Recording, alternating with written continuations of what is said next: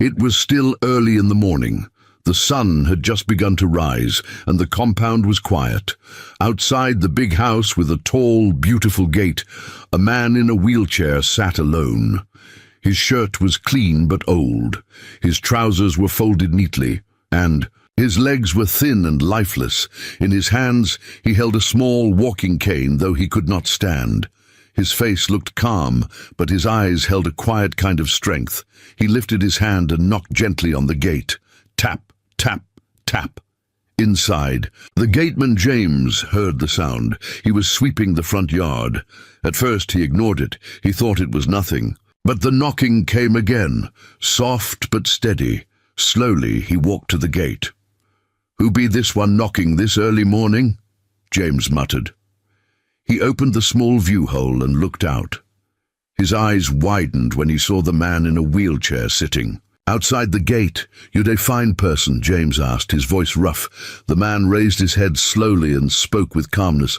"Good morning. I came to marry." "Marry? You say what?" "I came to marry." James blinked. He couldn't believe his ears. "Marry who?" he asked, his voice now sounding confused. "I was told that madam in this house has 3 beautiful daughters. I came to marry one of them." James threw his head back and started laughing. "So now you want marry one of madam daughters? Like this, inside wheelchair?" But the man remained calm. "Yes, please tell madam that I'm outside." James laughed again and said, "Wait for me. I come." He left the gate still laughing and shaking his head. "Wonders shall never end," he said aloud. When he got to the main house, he raised his voice. "Madam, madam, you won't believe what I just saw." Madam Stella came out, adjusting her head tie. "Why are you shouting this morning like that?" "There's one man outside. He's in a wheelchair. He said he wants to marry one of your daughters." Madam Stella stared at him. "What did you just say?" "He say he won marry. He say you get 3 beautiful daughters, and he won marry one of them." Madam Stella placed her hands on her hips. "A crippled man wants to marry my daughters?" She laughed so loud the housemaid dropped the tray she was carrying. "Let me see him with my own eyes." She walked to the gate with bold steps, opened it, and saw the man sitting there. She shook her head. "Good morning," she said. "Good morning, madam," the man replied. "Please, I came to marry one of your daughters." That was it. She burst into laughter again. "You came to do what?" "I came to marry." She laughed until she bent forward. "You want to marry one of my daughters? You that cannot walk?" She laughed so hard her eyes watered. "Precious. Sandra, Bella, come out here." Her 3 daughters came out, well-dressed, each one holding a phone. "What is it?" "Mummy," Sandra asked, "this man says he wants to marry one of you." They looked at him. Then they laughed so hard they held each other. "God forbid!" Bella shouted. Sandra clapped her hands. "Even our maid is finer than him." Madam Stella wiped her tears of laughter and said, "Don't worry, I have one girl for you. She's useless in this house. You can have her." She turned and shouted, "Grace, come here." A young girl came out slowly. Her clothes were torn and dirty.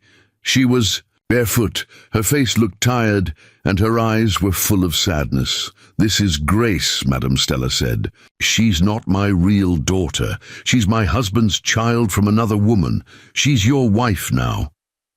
The crippled man looked at Grace gently. Then he looked back at Madam Stella.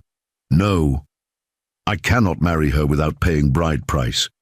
It is our tradition. I will go now and come back in 6 months. I must marry her the right way." Madam Stella and her daughters laughed louder. "6 months to beg for money? We will wait," Sandra said with a wicked smile. Grace stood there, tears in her eyes. The man nodded. "I will come back." And with slow hands, he turned his wheelchair and rolled away as they continued laughing behind him. Grace stood outside the compound long after the crippled man had gone. Her eyes followed him as he rolled away, his wheelchair wheels shaking, over the rough sand road. Her heart was heavy. She didn't know why he had chosen her or why he insisted on marrying her properly. No one had ever spoken to her with respect before, not even once. From the day her father died, everything in her life changed. Madame Stella, her stepmother, took over everything, his house, his money, his lands. Grace, just a teenager then, was turned into a maid in her father's house. Every day she cleaned, cooked, fetched water and washed clothes. She slept on the kitchen floor. She wore old clothes. Madame Stella's daughters, Precious, Sandra and Bella, mocked her every chance they got. They called her names, threw things at her and made her do their chores. And Madame Stella never stopped them. She only gave Grace one look, a look that said, "You are not one of us." That night, Grace cried quietly in the small storeroom where she slept. She kept thinking about the crippled man. Why would he want her? Was it all a trick? A joke? Or maybe he was just another person trying to laugh at her pain. The next morning, Madame Stella entered the kitchen with her girls and saw Grace washing plates. "Grace," she called out with a wicked grin, "your husband said he will come back in 6 months. Hope you're preparing for your honeymoon in the forest." The girls burst into laughter. Sandra added, "I heard he's going to beg at the motor park to gather bride price." "He even said it's tradition," Bella mocked. "Tradition in wheelchair." Grace lowered her eyes and kept scrubbing the pot. She didn't answer. Her heart was too broken for words, but deep inside her she remembered the man's eyes. He didn't laugh, he didn't mock. He looked at her like she was human, like she mattered. Weeks passed. Grace tried to forget. She focused on her work. Each day was the same. Wake early, work all day, sleep late, eat only leftovers. No one asked how she felt. No one ever called her by name with kindness. 6 months felt like 6 years. Then one afternoon, a letter arrived. James the gateman came into the kitchen waving a small brown envelope. "Grace, you get letter," he shouted. Grace's hands froze. A letter? For her? She wiped her hands on her wrapper and took it gently. It was written in neat handwriting. "Dear Grace, as I promised, I will return on the 6th month. Our traditional marriage will take place on Saturday at your family compound. Please be ready. I will come for you. Yours sincerely, Matthew. Matthew." That was his name. Grace's heart beat fast. She looked at the letter again. It felt real, too real. She ran to Madame Stella to show her, but Madame Stella only laughed. "You believe this nonsense? Let me see the money and the people first. Then I'll believe." The girls joined in, mocking her again. "Your cripple is coming to carry you. Oh, hope you've washed your only wrapper." Grace stood quietly. She said nothing, but her hands held the letter tight. Inside her heart, a new feeling began to grow. It was not fear, it was not sadness. It was hope. For the first time in her life, someone chose her. The sun rose slowly that Saturday morning, casting soft golden light across the compound. Grace had barely slept. She lay awake most of the night, staring at the cracked ceiling of the storeroom, clutching the brown letter close to her chest. Her heart was beating fast. Was it really happening? Would Matthew truly return for her? By 7 a.m., the house was already buzzing, but not because of her. Madame Stella's daughters were preparing for a party. Loud music filled the air. Precious curled her hair in front of a mirror. Sandra ironed her gown, while Bella was painting her nails. Grace, still wearing her usual faded wrapper, swept the compound quietly. Her hands trembled. The others didn't take the day seriously. They were sure Matthew wouldn't show up. Madame Stella stepped out in her lace gown and gold earrings, holding a glass of juice. She looked at Grace and smirked. "So today is your wedding, eh?" she said mockingly. "Where is your crippled groom?" The girls laughed behind her. "Maybe his wheelchair broke on the way," Sandra joked. "Or maybe he fell inside gutter," Bella added, holding her stomach.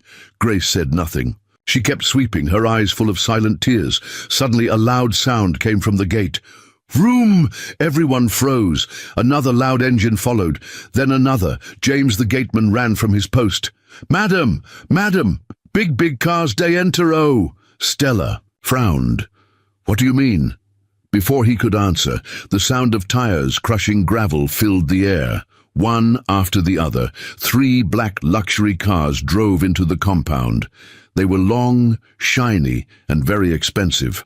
One had tinted windows. The others had plates that said Matthew Group Holdings. The girls dropped their makeup brushes. Stella's glass of juice slipped from her hand and shattered on the floor. "Who are these people?" she asked, stepping back. From the biggest car, the door opened slowly, and out stepped a tall man in a well-fitted blue suit. He walked with confidence. His skin glowed, his face was smooth, his shoes shined like mirrors. Madame Stella gasped, "Wait, is that—" Yes, it was him, Matthew, but he was not crippled. No wheelchair, no cane, no help. He stood tall and proud like a king. Grace stood, frozen. Her mouth opened, but no words came out. Matthew walked past everyone until he stood in front of her. "Hello, Grace," he said gently. "I came back, just like I promised." She stared at him, her eyes wide with shock. You can walk?" He nodded. "Yes, I only pretended to be crippled because I wanted to see who truly had a good heart." Then he turned to Madame Stella, who was still speechless. "I know this may shock you," he said calmly, "but I am the son of Mr. Rowland, the man who used to be your late husband's business partner. They were best friends, and before they died, they made a promise that their children would one day marry each other." Stella's mouth opened, but no sound came. "You didn't know who I was. You mocked me. You gave me Grace like a rag. But today I came back for her. I came back to honor both her and my father." He turned to Grace again. "And now, I ask once more, may I marry you properly, with pride and respect?" Tears ran down Grace's cheeks. Her hands shook, but this time they were not tears. Of pain, she nodded slowly. "Yes, yes, I will marry you." Everything stood still. Grace could hardly breathe. The man who once sat in a broken wheelchair was now standing tall before her, dressed in power, speaking with dignity. Her tears flowed freely as the man she thought was a beggar now stood as her savior. Madame Stella couldn't move. Her mouth remained open, her feet frozen to the ground. Precious. Sandra and Bella stared in disbelief, their hands covering their mouths. They had never felt this kind of shame before. The man they had mocked, insulted, laughed at was now the very man who owned the kind of life they all dreamed of marrying into. Matthew turned around and looked at them. "I didn't come here to disgrace anyone," he said calmly, "but I wanted to know what kind of heart lived inside this house." He turned to Madame Stella. "My father, Mr. Rowland, and your husband were not just business partners, they were like brothers. Before they died, they made a promise their children would marry. My father believed in that promise, and so did I." Stella's voice finally returned. Why didn't you tell us?" "I didn't want to be accepted because of wealth," Matthew said. "I wanted to know who would choose me, not for money, not for name, but for kindness." He faced Grace. "Out of everyone in this house, only one person treated me with quiet respect, even when you were being mocked, even when you were handed over like trash. You did not curse, you did not run. You stood in silence, and you cried, but you didn't turn your pain into hate. That strength is what I admire most in you." Grace covered her mouth with her hand, trying to hold her sobs. Her heart had never known this kind of joy, this kind of honor. All her life, she was made to feel like she didn't belong, but now, standing in front of everyone, she was the one being chosen. Matthew stretched his hand to her. "Grace, will you enter a new life with me? A life where you will be loved, respected, and cherished, not hidden like a servant?" Grace didn't speak. She just stepped forward and fell into his arms. Her tears touched his suit, and he held her tight like something priceless. Behind them, Madame Stella tried to force a laugh. "Well, it's all good. Everything has worked out fine. What matters is that she's getting married now, and we're happy for her." But no one was listening. "Matthew," turned to his men. "Let's go." They opened the car door for Grace. She turned once more, looking at the house where she had suffered. Her eyes met Madame Stella's, then the girls'. None of them could look back. For the first time she saw fear and regret in their faces. She didn't speak to them. She entered the car, and as the door closed behind her, silence filled the compound. The girl they threw away had become the jewel in the hand of royalty, and she was never coming back the same. The ride from the compound was silent at first. Grace sat beside Matthew in the back seat of the luxurious car. Her eyes were fixed on the road, but her mind was flooded with memories. She saw herself sweeping in the rain, scrubbing pots with bruised hands, eating leftovers while others laughed. Over full plates. She remembered all the nights she cried alone, wondering if anyone in the world would ever love her. But now, everything had changed. Matthew held her hand gently. "Are you all right?" She looked at him and smiled faintly. "I still feel like I'm dreaming." "It's not a dream," he said. "This is your life now, a new one." They arrived at a beautiful house in the city. It wasn't just big, it was graceful. The gate opened before them and flowers lined the driveway. Housemaids and workers stood in 2 lines, bowing respectfully as Grace stepped out. "This is your home now," Matthew said. She covered her mouth. Her heart beat fast. Everything looked like a fairy tale. For a girl who was once treated like dirt, this was more than a miracle. It was a resurrection. Inside the house, Matthew showed her everything. "You'll have your own room, your own space, your own car, anything you want. I don't even know how to say thank you," Grace whispered. "You don't have to say anything," Matthew said. "You deserve this, and more." That night he arranged a small traditional gathering, not with noise and crowds, but with honor. His family elders came, carrying gifts. There was food, music, and culture. For the first time, Grace sat in front of elders, not as a maid, but as a bride. They poured blessings upon her. She was dressed in fine traditional lace, her hair adorned with beads, her skin glowing from care and peace. After the ceremony, Matthew stood before everyone. "I want the world to know," he said, "that this woman is not just my wife.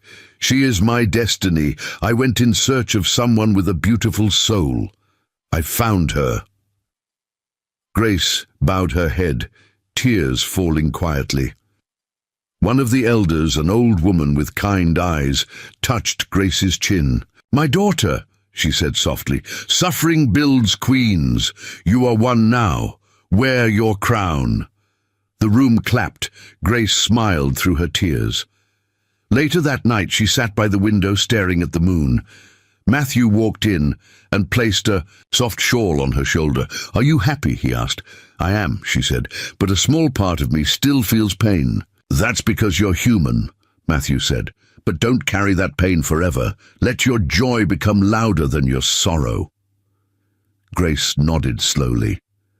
"I just wish my father was alive to see this day." Matthew held her hand. Think, he's smiling down at you now." In that moment, the girl who was once mocked, beaten, and used, now sat in peace beside a man who saw her worth before the world did, and the gate that once opened to mockery had now opened to honor. 3 weeks passed. In those short weeks, Grace's life turned from misery to honor. She was no longer wearing torn wrappers or scrubbing floors. She was now addressed as Madame Grace. People who once looked down on her now bowed when she passed. And every time she looked in the mirror, she didn't just see beauty, she saw healing, strength, and a woman who rose from nothing.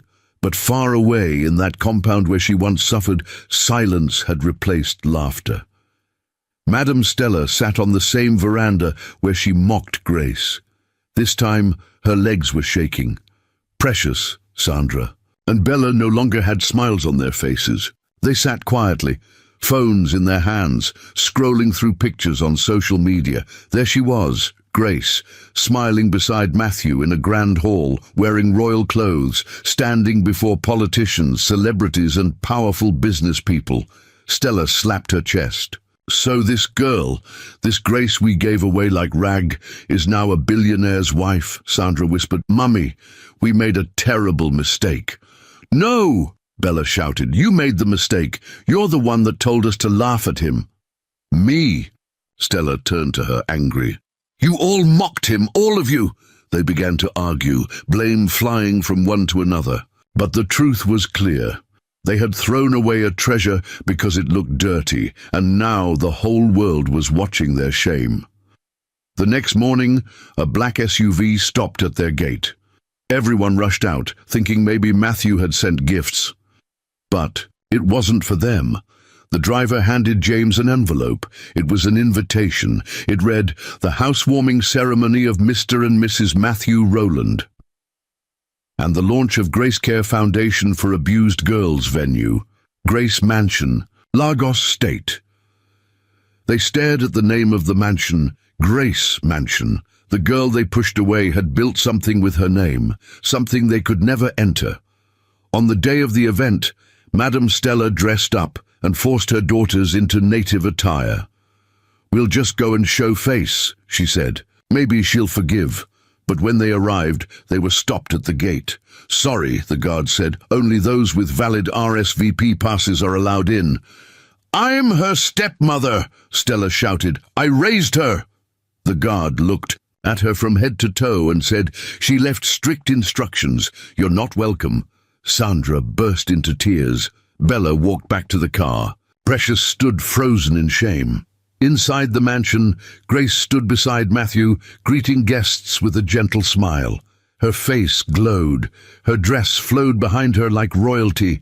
One of the guests asked, "Is it true that you used to be a maid?"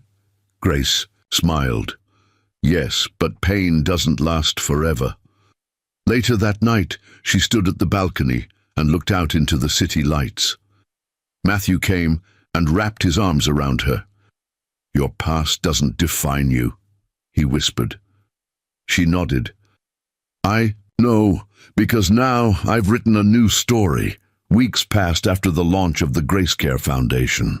Newspapers carried headlines like, "From Maid to Millionaire, Grace Rowland's Quiet Rise to Power." She was treated like a servant. Now she employs hundreds. Matthew Rowland and his mysterious bride, Grace, a love story born from pain everywhere. Grace went. People stood to greet her. Young girls looked up to her. Women wanted to hear her speak, but she stayed quiet, humble, and kind. Not once did she show off her wealth. Not once did she mention the name of those who threw her away. But life had a way of teaching lessons. One rainy evening, while Grace was reading in the mansion's study room, a knock came at the gate. One of the guards walked in. "Madam, there's someone outside, a woman, and 3 girls." Grace closed her book slowly. "Who is it?" "She says her name is Madame Stella." The room went quiet. Grace stood up. "Let them wait, I'll come to them." She walked slowly through the house, her gown brushing the floor. Her shoes tapped softly as she moved with grace. When she reached the entrance, she paused at the door and looked out. There they were, Madame Stella, drenched in rain, her makeup washed off, her wrapper soaked. Behind her stood her 3 daughters, no longer dressed in luxury, no longer laughing. Their eyes were swollen from crying. Grace stepped outside. The wind blew gently as she looked at the same people who once looked down on her. Madame Stella fell to her knees. "Grace, my daughter, please forgive me. I didn't know. I was blinded. I let pride rule my heart. The daughters knelt too." "We were wrong," Precious said. "We mocked what we didn't understand," Sandra added. "Please, give us another chance," Bella whispered. Grace looked at them. Her heart was quiet, calm. For a moment she remembered everything, the beatings, the names, the hunger, the silence. She took a deep breath. "I am not your daughter," she said softly. "You made it clear I never was." They began to weep. Grace continued. "If you came for money, I'm sorry. I don't owe you anything. If you came for mercy, I gave it to myself long ago." "But please," Stella cried. Grace raised her hand. "Enough," she turned to the guard. "Give them food and water. Then let them go. Don't let them stay." Then she walked back inside, wiping a tear from her eye, not because she was sad, but because she finally said what needed to be said. That night, she sat by the window again, Matthew beside her. "You were strong," he said. She nodded. "I didn't speak to hurt them, I just spoke the truth." And as the rain continued to fall, Grace felt light, like a woman who had finally closed a painful door. Months passed. The world now knew Grace not as a girl who was mocked, but as a woman of purpose. Her foundation helped orphaned girls, street hawkers, and mistreated housemaids. She visited villages offering scholarships and safe homes. People who had never been heard before now had a voice through her. But Grace didn't do it to prove anything. She didn't do it to show off. She did it because she knew what it felt like to be forgotten. One morning, she stood in the mirror wearing a white gown. It was her church wedding day. Matthew stepped in, dressed in a clean suit. He smiled at her. "You look like a dream." She turned to him, tears shining in her eyes. "Thank you for choosing me, when I was just a shadow in a broken house." He walked over and kissed her forehead. "You were never a shadow. You were just covered in dust. Now the world sees your light." The wedding was grand but peaceful. Celebrities came. Businessmen, politicians, orphaned children lined the walkway, tossing petals. Grace walked in with quiet beauty. Her head high, her heart healed. After the wedding, while giving her speech, she stood on stage and held the microphone. "I want to thank everyone here," she said. "But today is not about glamour or wealth, it's about hope." The room went silent. "I was once called a maid, unwanted, dirty, and weak. But someone came into my life and treated me with honor. That small act gave me the courage to become who I am today." She paused and smiled. "Sometimes the ones the world throws away are the ones sent to build it. My name is Grace. And now, I carry that name with pride." The hall erupted in applause. Matthew stood, clapping with tears in his eyes. Later that night, as they drove home from the wedding, Grace looked out the window and whispered, "God, I don't know why you chose to lift me, but I will never forget where I came from." And in the quiet of that moment, Grace knew she was not just a wife or a rich woman. She was a symbol, a testimony, a name that rose from pain and wore honor like a crown.